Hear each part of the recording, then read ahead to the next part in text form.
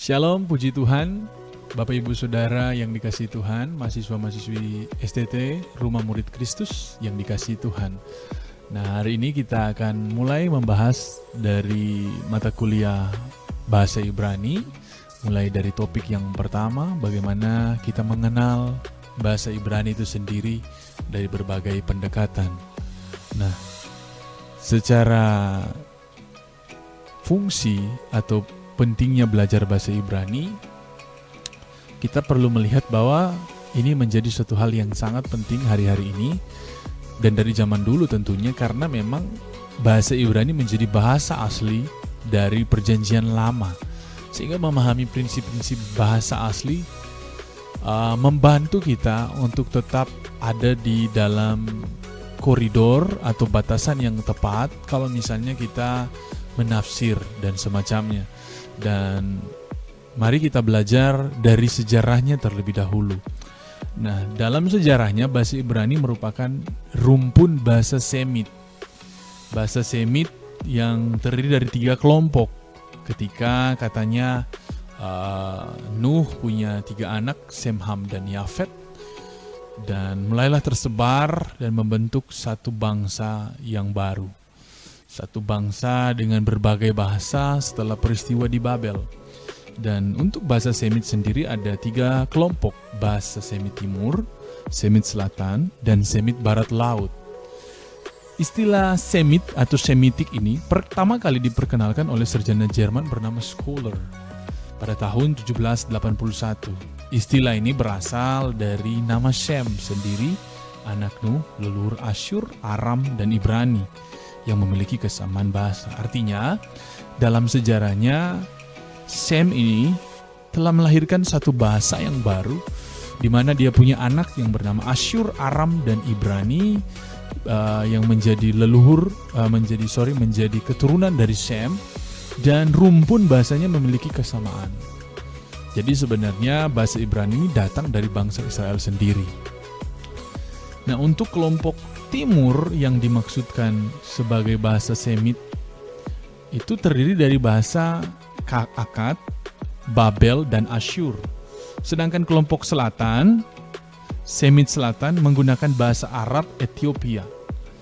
Jadi ada kemiripan. Dan yang terakhir, kelompok Barat yang menggunakan bahasa-bahasa Kanaan seperti Ebla, Ugarit, Moab, dan Ibrani serta Aram. Jadi ketika kita melihat ada berbagai kesamaan antara bahasa Arab dan Ibrani, kita akan menemukan berbagai kesamaan antara bahasa Ibrani dan bahasa Arab. Karena memang mereka berasal dari satu rumpun bahasa menurut sejarah.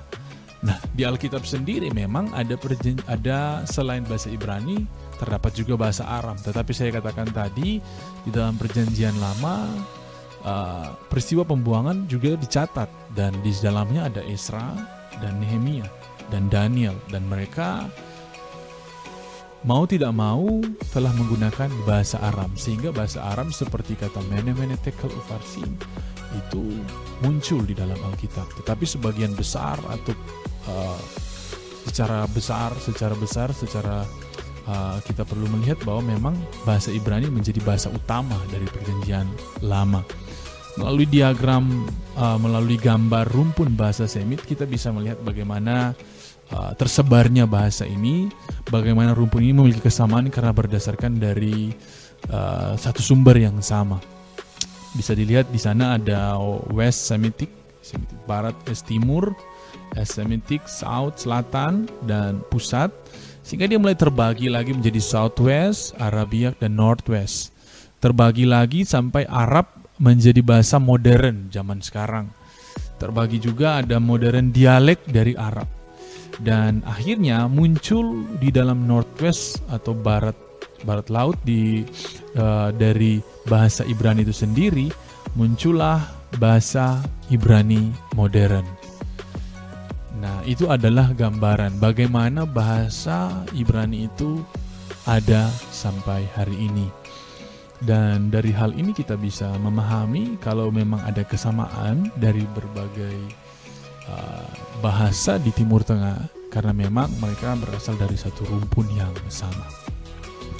Dalam tahapannya, sejarah bahasa Ibrani kita udah tahu tadi bahwa dia dari bangsa Semit, dari Shem katanya, menurut analisa dan kritisi sejarah, para yang meneliti dalam sejarah. Tetapi juga kita akan melihat secara spesifik bagaimana perjalanan bahasa Ibrani itu sendiri. Nah, bahasa Ibrani yang muncul pertama adalah bahasa Ibrani kuno, tertua dari Perjanjian Lama, yang muncul dalam nyanyian Deborah di Hakim-Hakim 5, itu tahun 11 sebelum Masehi. Dan bahasa Ibrani klasik yang muncul di zaman raja-raja, di mana pada masa pembuangan dan digeser oleh bahasa Aram. Jadi tahapan pertama bahasa Ibrani kuno, baru bahasa Ibrani klasik, dan bahasa Ibrani pertengahan, tulisan akhir Perjanjian Lama. Tulisan ini muncul di Kidung Agung, Pengkhotbah, Ester, Daniel, Ezra, Nehemia, dan Tawarik. Dan pada akhirnya muncullah bahasa Ibrani yang baru. Bahasa Ibrani yang baru ini muncul di akhir abad ke-19. Secara gramatis, secara grammar, secara penyebutan, secara penerjemahan dipermudah dan dieropanisasi karena lewat orang-orang Eropa menghasilkan bahasa Ivrit, bahasa resmi Israel tahun 1948 di masa mereka merdeka. Jadi ada 4 tahap dari bahasa Ibrani: kuno, klasik, pertengahan, dan Ibrani yang baru. Melalui gambar ini kita akan melihat perubahan bentuknya, di mana ketika kuno berbentuk piktogram, misalnya saya kasih contoh huruf Hei. Huruf Hei itu membentuk gambar seorang manusia yang lagi menyembah. Huruf Alef itu menunjukkan gambar seekor kambing, domba, lembu yang besar, Dan bentuknya bentuk piktogram. Piktogram adalah huruf yang ada simbolik gambar di dalamnya. Dan mulai mengalami perkembangan di masa Paleo atau masa klasik, dengan mulai ada perubahan bentuk dari yang tadinya perubahan dalam bentuk simbolik, mulai dalam bentuk tulisan. Dan yang terakhir, dia menjadi bentuk modern. Namun sebenarnya yang muncul di gambar ini adalah bentuk pertengahan, abad pertengahan, dari berkembangnya bahasa Ibrani. Bukan abad pertengahan, tapi bahasa Ibrani pertengahan. Ketika munculnya bahasa Ibrani dengan tulisan yang lebih baku, lebih mudah dibaca, tetapi tanpa tanda baca, tanpa ada huruf vokal. Dan akhirnya karena ini sulit dibaca, sehingga dimunculkanlah bahasa Ibrani modern, seperti yang saya jelaskan tadi di abad 19.